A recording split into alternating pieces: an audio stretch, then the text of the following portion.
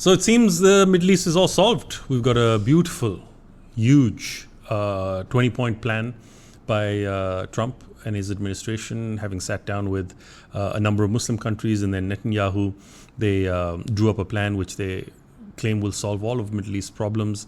The only problem is that we sadly know a little bit about history.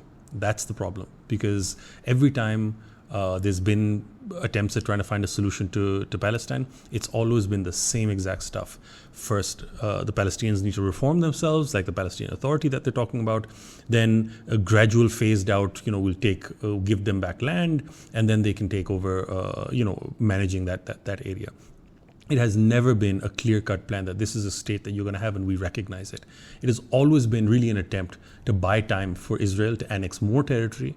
And that's exactly what happened with Oslo, what has happened with the earlier, different plans that have existed there.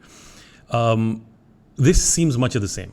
Netanyahu would never, in his right mind, ever agree to a plan that allowed for a genuine Palestinian state, or even a pathway to a genuine Palestinian state coming about. That is clear-cut. That has been his politics from day one. Why would he suddenly now have a change of heart? So you have to ask yourself that. The second is, why are so many Muslim countries or so many regional countries like Pakistan, Saudi Arabia, the Jordanians, UAE, even the Turks, why are they endorsing this? So this becomes now a big issue. Is this going to be more of the same as we've seen in the past, or is this really an attempt at trying to find, Trump trying to remake the Middle East in his own image? And if you look at the 20 points, some of them are really Trump-esque. We're going to make this a Riviera, or we're going to turn this around and really bring prosperity. Prosperity does not come simply by you wishing it there or throwing money at a problem. There are underlying issues that have to be resolved, right? And Gaza in itself is not going to simply, you can pump in trillions of dollars and it's not going to resolve the basic issue, which is that the majority of Palestinian land is under complete occupation by Israel. And that needs to be resolved far before any of these other issues. And that has not in this 20-point plan. The issue is Pakistan's involvement. Now, we were all excited in Pakistan when this Saudi-Pakistan Mutual Defense Pact was announced, and we thought that Pakistan is going to act like this big brother entity and protect its Muslim neighbors who are unable to really fight wars because they really don't have the pedigree for it or the capability and the skills and the training for it, but Pakistan does. So we're going to extend our security umbrella to them. Some even said the nuclear umbrella, but hopefully that's not part of it. But now when you look at it after this 20-point plan, it seems a very different pact. It seems less. Initially, we thought that this was, to give Saudi Arabia some protection from Israeli aggression, right? That the Pakistanis who had the ability to fight back, who had modern weaponry, would maybe deploy in Saudi Arabia or have missiles there and be able to strike back and deter Israel from ever striking Saudi Arabia. So it never did one of those Qatar attacks again.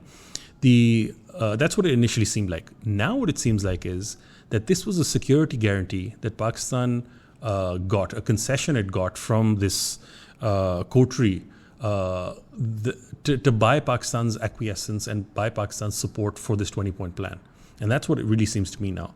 And that ultimately, based on this 20-point plan, because one of the conditions, in fact, several of them relate to an international security force, which is going to be a force of, a multinational force, probably of Muslim nations. And Pakistan seems like a really good contender there to be sending forces.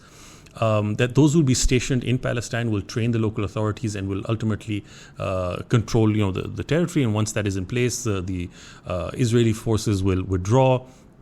And ultimately, there'll be a small buffer zone which will be manned by the ISF and then eventually by the Palestinians themselves once they have their own security forces trained and in place.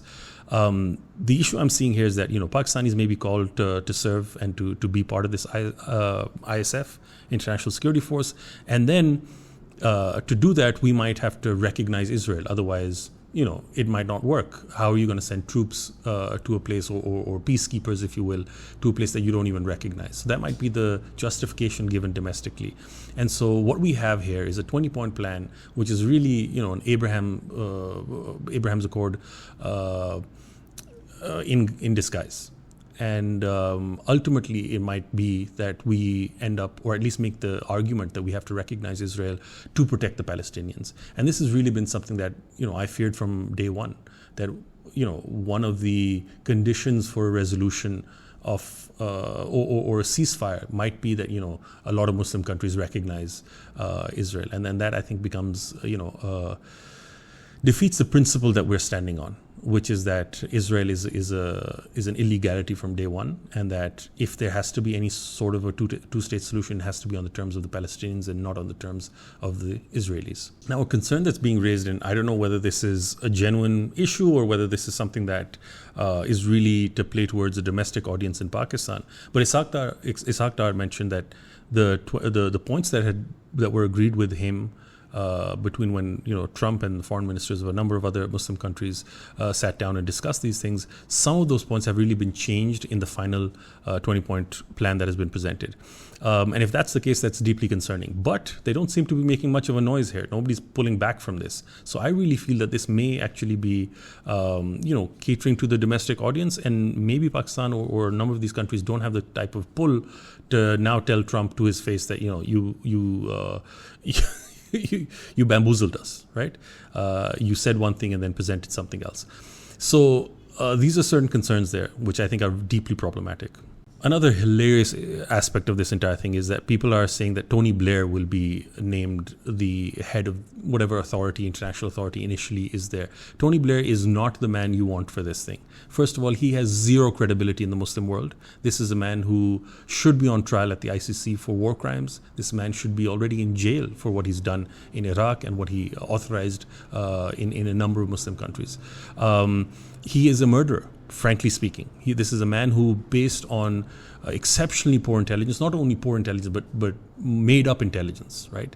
Fabricated intelligence. He ordered a war and ordered UK troops into Iraq and into a number of Muslim countries like that. That is something that is unforgivable, and that disqualifies him at the very least to be able to lead, an international or any sort of program to manage Palestine. That's like letting the Crusaders run amok in the Holy Land.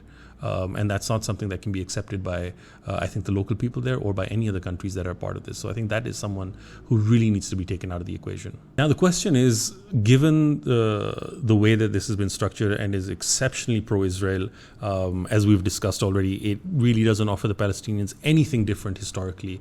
It's a commitment to rebuilding Palestine. This has been done again. Israel comes in, it does, it mows the grass, and then you have more billions coming in. The Muslims with their billions, taking care of their guilt that they can't really do anything. They pay a lot of money and they try to rebuild Palestine. But the problem that I see here is the Palestinians, or especially Hamas, really doesn't have much of an option here, right?